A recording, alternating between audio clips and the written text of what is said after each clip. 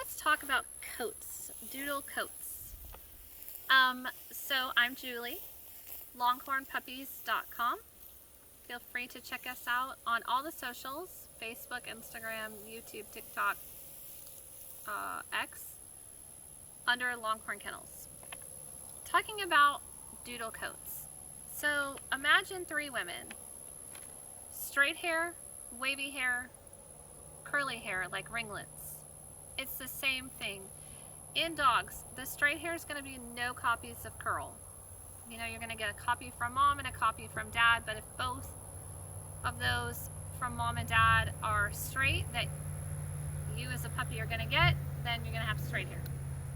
Wavy hair, it's one copy of curl. Curly hair is two copies. It's a little more complicated than that, but that's just kind of the most basic way for me to say it.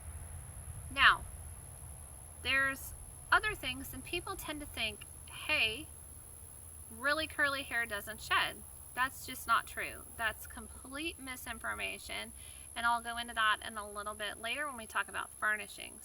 But just as far as coats, so straight hair, it's always the easiest to take care of because it's not going to mat. You know, you're able just to brush.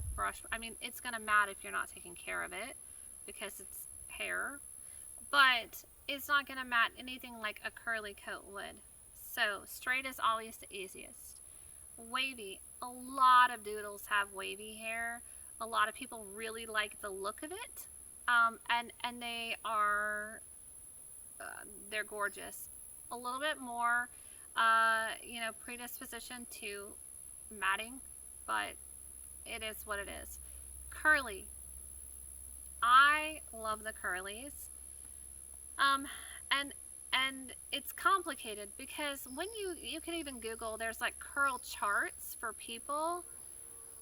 So even people that have one or two copies of curly hair, they don't all look the same. Some people, it's like a really tight, I would use the word like kinky, it's like all the way up. And then other people have like, yes, it's spiral, but it's much longer and not as tight. I personally breed the not as tight because that's what I like, and it's not for any reason except that it's less likely to mat, and I like less likely to mat. And then there's also such a thing as how the hair feels. I don't like coarse coats. And I noticed a lot of poodles are very, very coarse, like almost like Brillo pad. I don't know, I can't explain it. And so when I think of these really tight curl, coarse coats, it kind of gives me the ick. I mean, it's just me. It's just my personal preference. But what I do like is a soft ringlet. Even if it's curly, I like it soft. I like the texture. I want to be able to lay my head down on, you know, and have my dog right next to me. I want to, it's how it feels is important to me.